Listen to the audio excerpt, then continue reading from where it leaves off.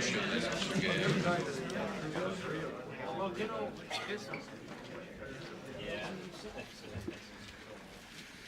afternoon. Welcome to our briefing.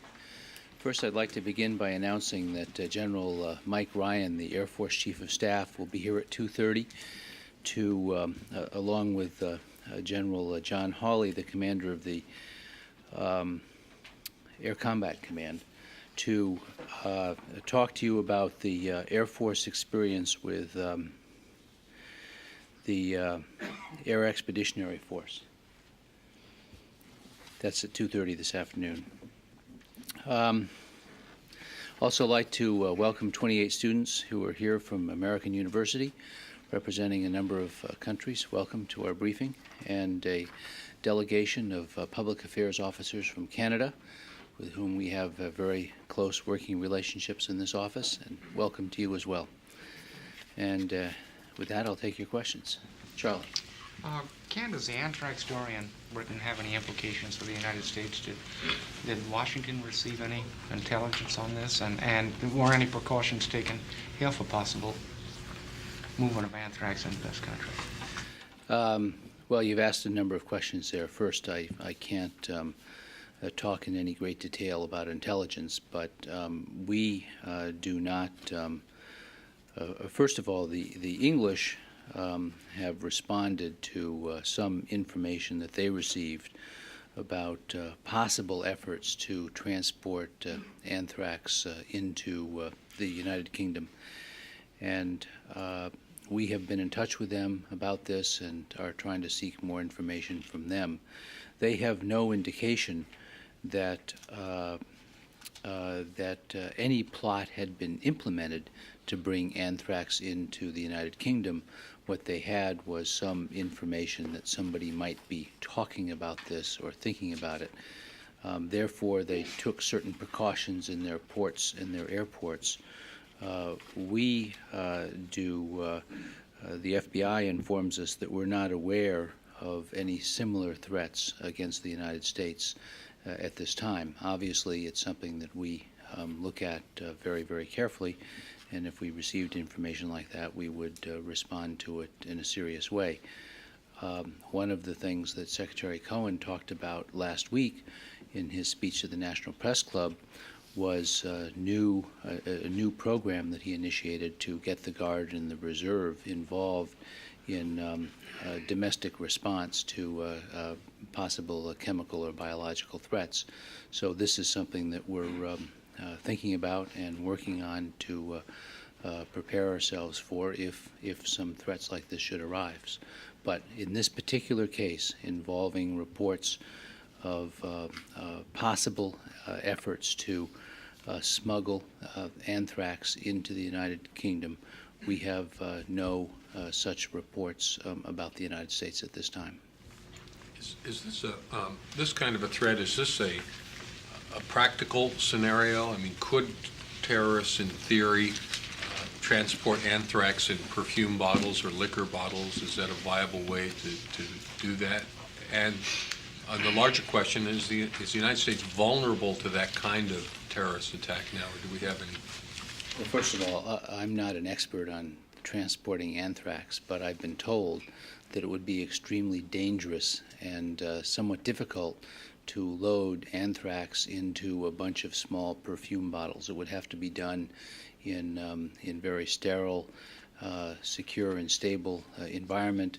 The bottles would have to be well washed to make sure that no deadly material got on the outside. Obviously, it could be done, but it would not be easy to do, and it's not the type of thing that somebody could easily do in his apartment. How is it usually weaponized? Well, the most probably the best way to weaponize it would be to aerosolize it, so it could be sprayed. But the Iraqis have admitted putting it into putting anthrax and other biological agents into the warheads of 25 Scud missiles, and they have not provided any convincing evidence that they've destroyed those 25 warheads. Also, they have admitted putting biological agents into artillery shells and other delivery methods, and they have not fully satisfied UN inspectors that they've eliminated all of those either. In fact, Richard Butler, who's the director of the UN Special Commission UNSCOM, has called the Iraqi biological warfare program a black hole because of their inability to penetrate the depth of it, the magnitude of the program, and what they've done to get rid of, if anything, to get rid of their biological weapons that they've created. Iraq has told the United Nations that it arrested a senior official that was in a position to provide some of this information. Will there be any attempt to talk to this scientist by the UN or the United States in some kind of form in which he might be free to actually share information about Iraq's germ warfare program? I think that's a question that's probably more appropriately put to UNSCOM. My understanding is that UNSCOM people have talked to this scientist, al-Hindawi, in the past, but they have not been able to do it alone or one-on-one. They've always talked to him in the presence of Iraqi security officials, which might have a chilling effect on his openness in conversations with UNSCOM inspectors. I'm sure that UNSCOM will make an attempt to talk with him. It's worth noting that some of the most significant information that UNSCOM's received has come from defectors, specifically Saddam Hussein's sons-in-law, who left in 1995, I believe, and went to Jordan, and provided much more information about the biological weapons program than Iraq had provided voluntarily on its own to UN inspectors. So defectors like this could be very valuable. I don't know what arrangements UNSCOM is trying to make to talk to Dr. al-Hindawi. Was he in fact trying to defect, do we know? I've only seen the news accounts of that, and I don't have any independent confirmation of what they said. Yes? New subject. Sure. Are we through on Iraq? Linda Tripp, can you update us on what the review has found of whether or not she disclosed all appropriate information when she applied for? I really can't. That review is complete, but the results have not been communicated to her or her lawyers yet. So I think I should hold off on that until the appropriate communication is made. Do you know when that will be? I don't know, no. Mr. Lambros. Yes. The Greek Foreign Minister Theodore Pangalos is in town, and the Greek ambassador is dispatching the news that he's going to meet also Secretary of Defense William Cohen. Do you have anything on that? I don't. I'll have to check and see if that meeting's on his schedule. And one more. Mr. Pangalos, in a speech today in Carnegie Endowment, confirmed that during his talks here in Washington with the U.S. officials, proposed moratorium and the creation of a no-flying zone similar to Iraq over Cyprus with U.S. military guarantee. How do you assess Pangalos' idea on the U.S. military involvement? Well, your account of it is the first I've heard, and I think I'd like to learn more about it before I respond to the idea. So that's something we'll look into. If you have a copy of his speech in English, maybe that would help us look into his proposal. Yes. Are there any changes in U.S. forces in the Gulf at all? Any Yeah. demolition? No, there's been no significant change. What are the numbers now? Is there any? I think the total numbers right now are in the range of around 40,000. They go up and down depending on who's moving in and out, but that's what they are about now. Kim, what's the status of the investigation of the guard whose handgun discharged and killed a former GI on March 7th?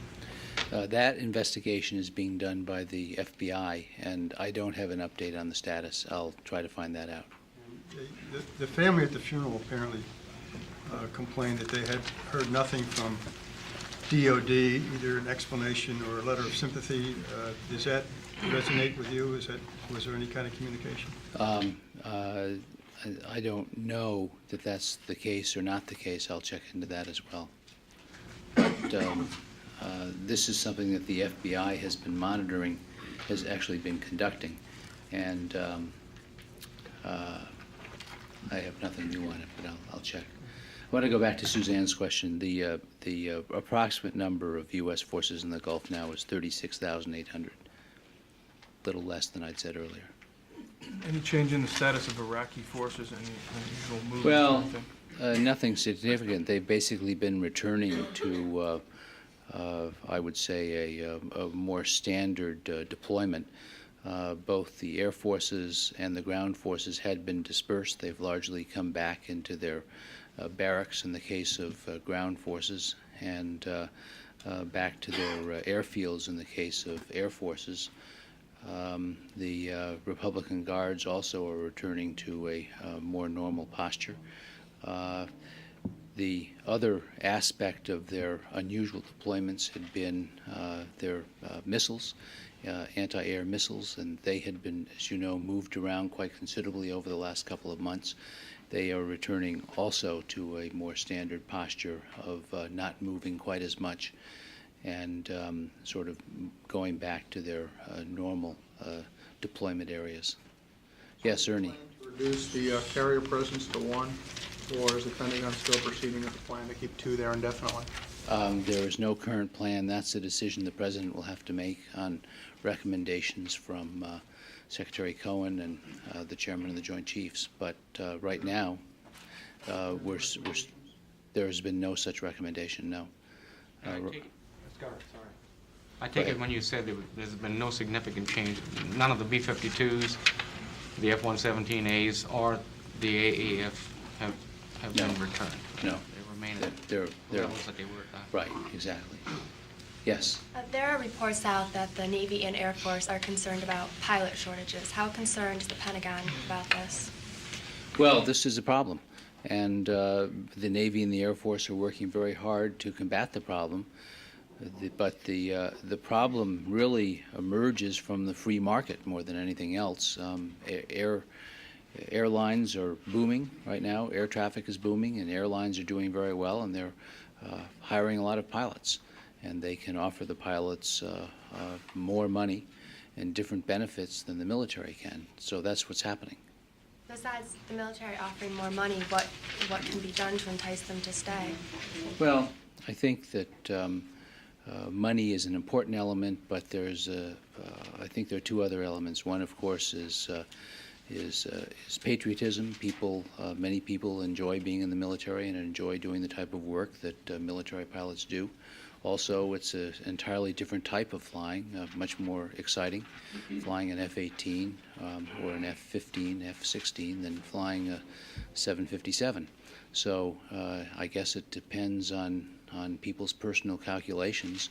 They have to weigh their devotion to their duty, the excitement and fulfillment they get from flying off carriers or out of Air Force bases in high-performance jet fighters, or completing very important transportation and refueling missions for Transcom.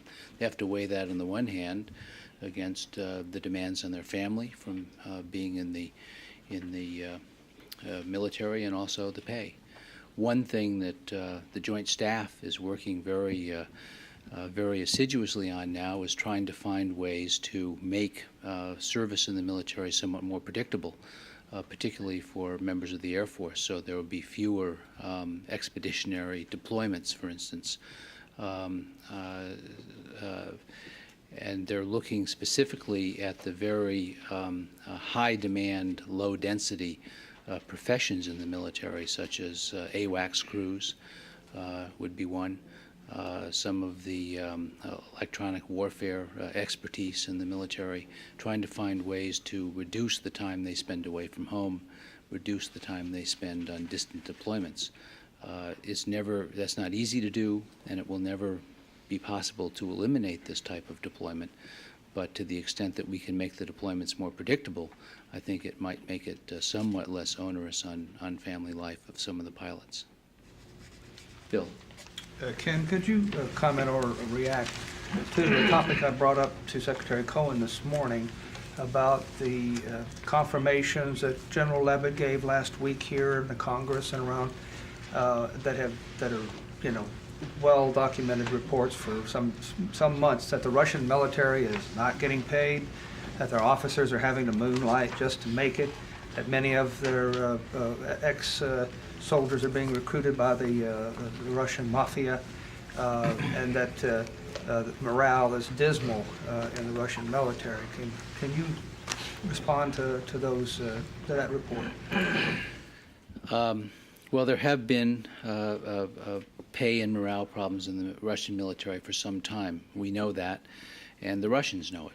And it's one of the reasons that the Russians are now working hard to reform their military, to downsize, to try to get a smaller, better trained, better paid, better maintained military.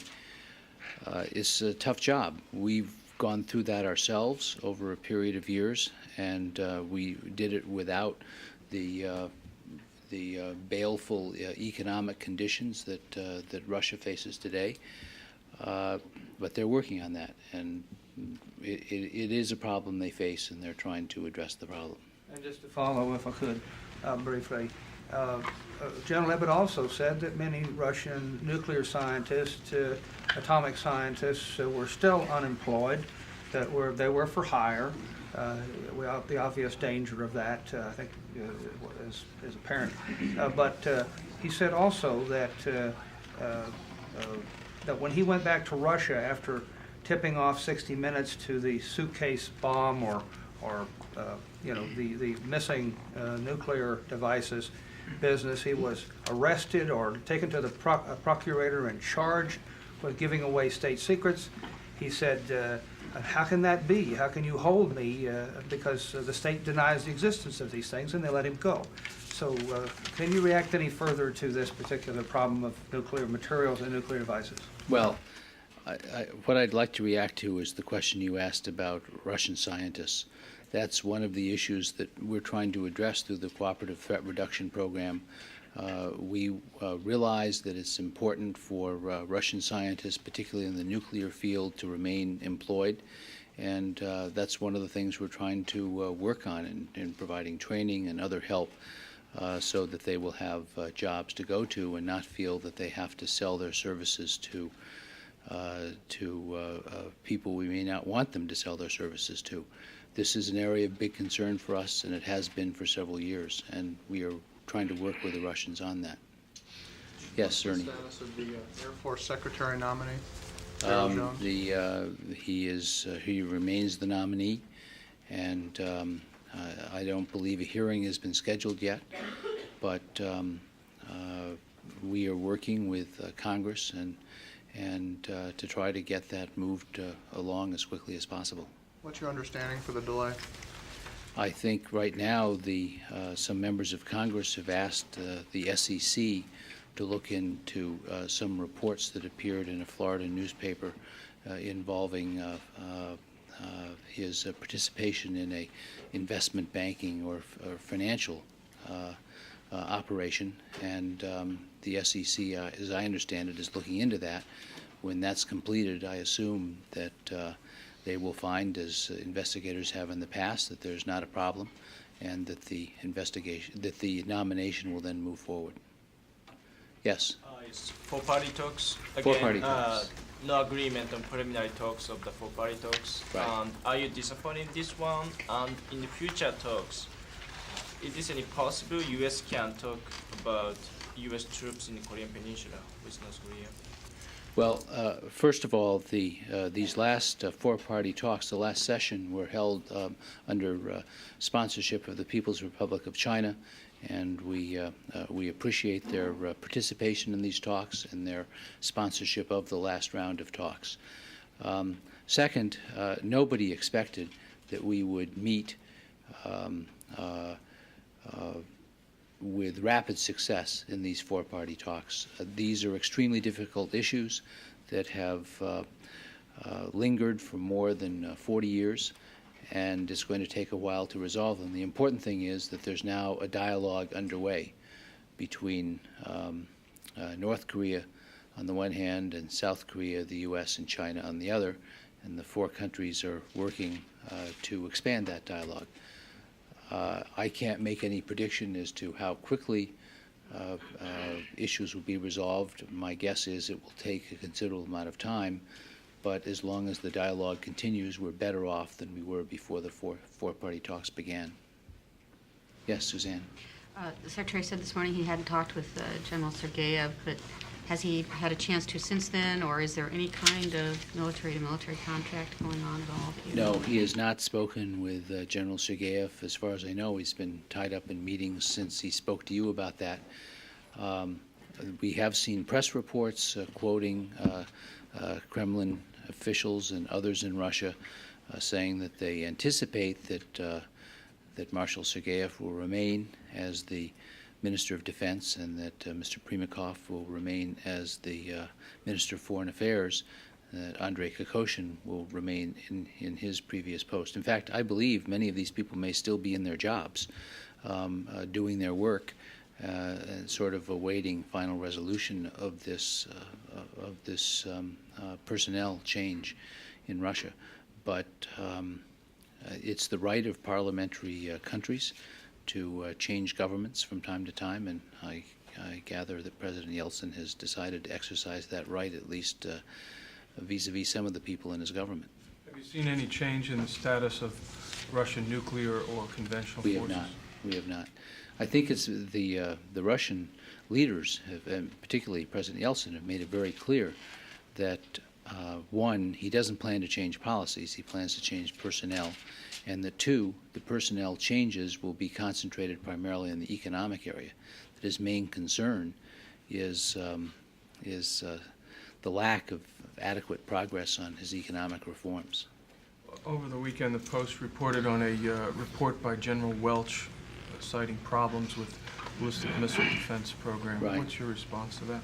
Well, one, we've always known that ballistic missile defenses are, one, very important and a high priority program in the Pentagon, but two, a very complex program. And that's what the Welch report focused on, some of the difficulties and the complexities in the program.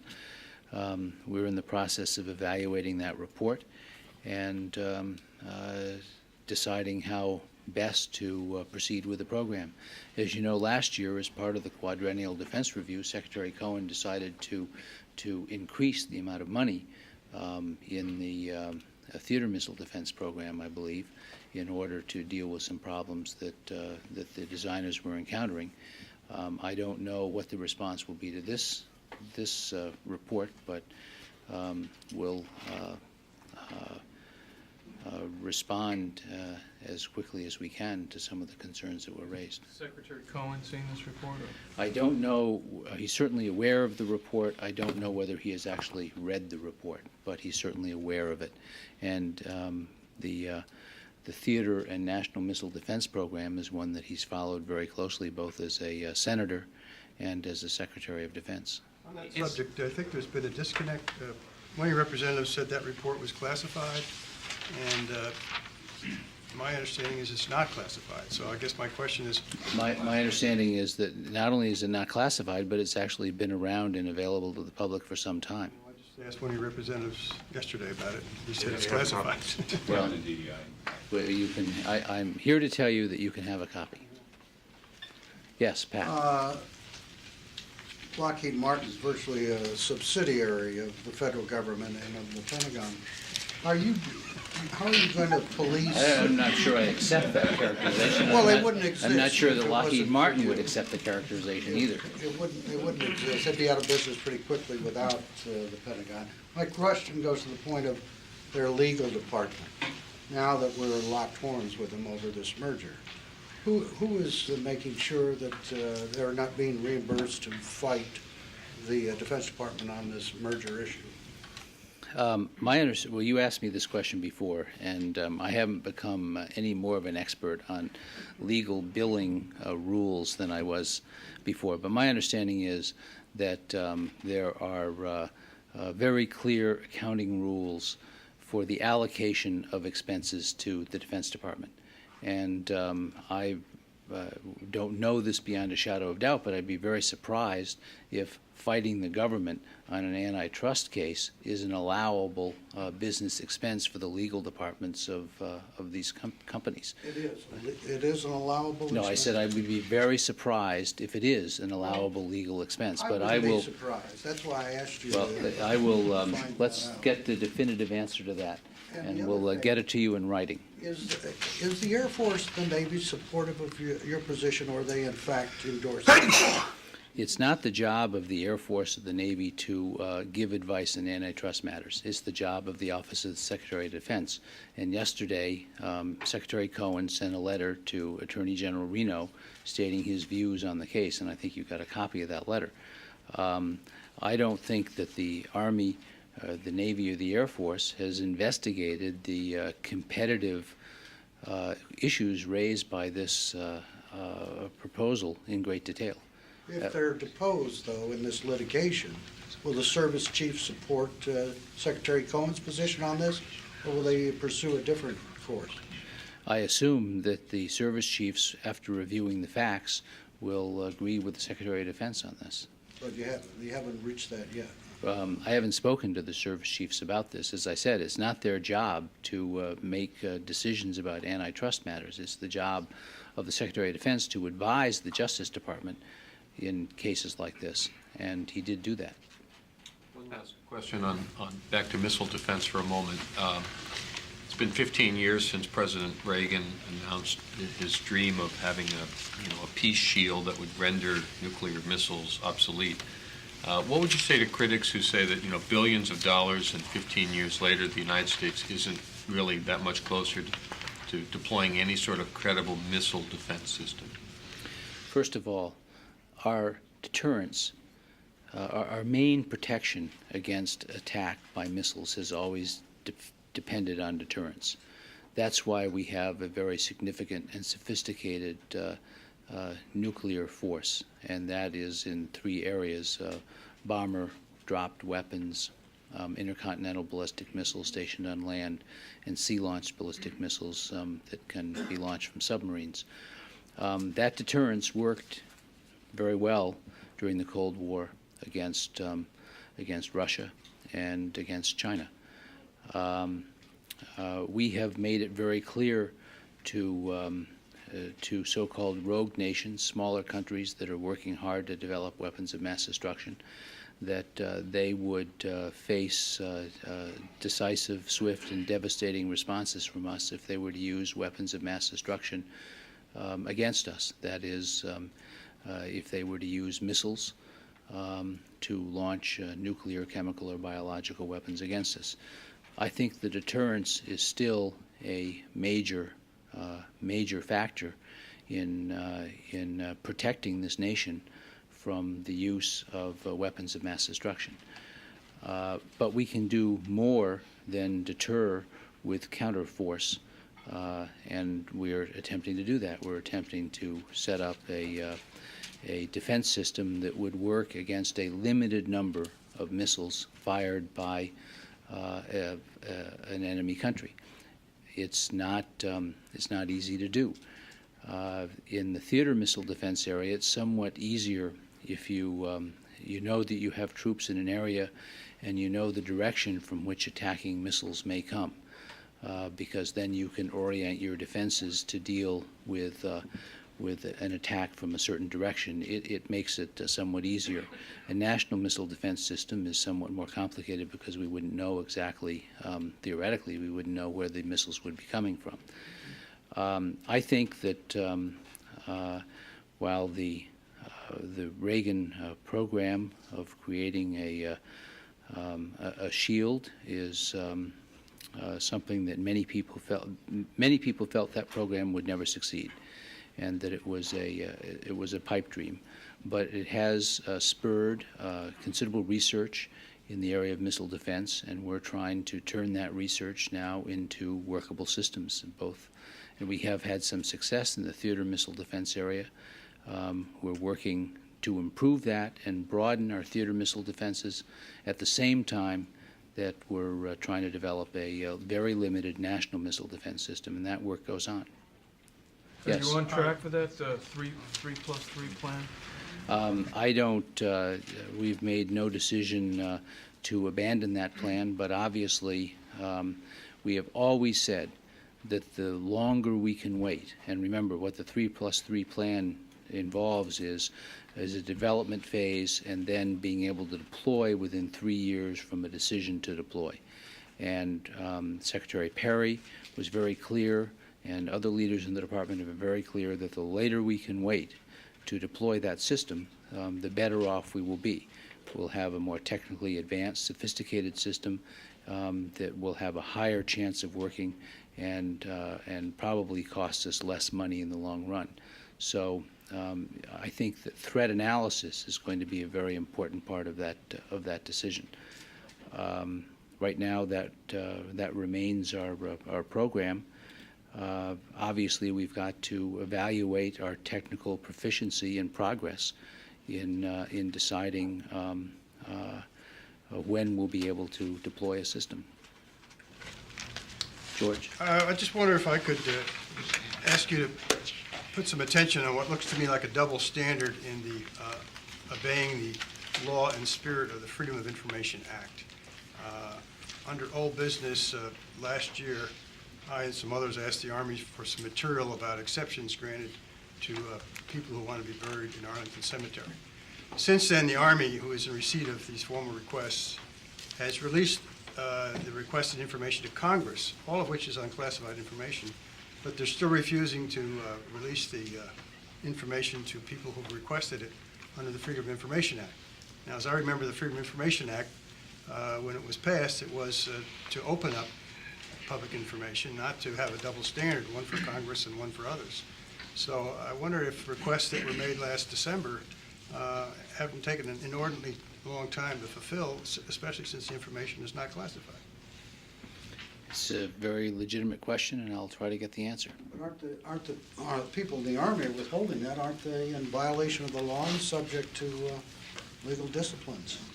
Well, I'm not a lawyer, Pat, and I'm not going to make a quick decision or comment condemning anybody for being in violation in the law. What we'll do is we'll check and find out. I'll ask the Army why it's taking them so long and see if we can get an answer, or better still, the information. But you're the chief enforcer of the Freedom of Information Act, are you not?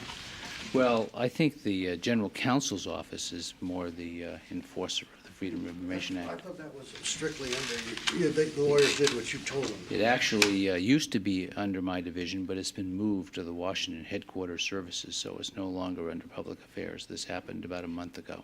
Thank you. Those are too many questions.